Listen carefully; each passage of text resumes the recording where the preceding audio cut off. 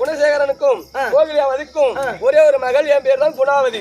பிறந்த ஒரு தருவாயிலே எப்போது எங்க அத்தைகிறாங்களே நாலு அம்மா கனமாபுரி ஆண்டவர்க்குடியே காங்கேய மன்னனுக்கும் கனகவல்லிக்கும் ஒரே ஒரு பிள்ளையாக பிறந்து இவர் பேர் கருணாகரன். இவருக்காக என்ன பெண்ணு கேட்க வந்தாங்க. எங்க அப்பாவும் சம்மதிச்சுட்டாங்க. அவர் என்ன சொன்னாங்க, எங்க அத்தை அண்ணா எங்க நாட்டுல திருமணம் வச்சுக்குவோம், நீ பொண்ணை கொண்டு வான்னு சொன்ன உடனே எங்க அப்பா ரதத்தை கூட்டி என்னை அழைத்து சென்ற தருவாயிலே வரவையில காட்டுக்கு அருகாமல் வரும்போது ஓட்ட காளிகாமன் கோயில் அருகாமையிலே ஒரு குழந்தை கிடந்தது. அப்பா ரதத்தை நிறுத்துங்கள் ஏமான்னு கேட்டாங்க. காட்டுல ஒரு குழந்தை கிடக்குது, ஒரு சிசுவை கொண்டாலும் பாவம், ஒரு பசுவை கொண்டாலும் பாவம், அந்த சிசுவை தூக்கின்னு தான் நான் வருவேன், என் கல்யாணமே நின்னாலும் சரியான்னாரு.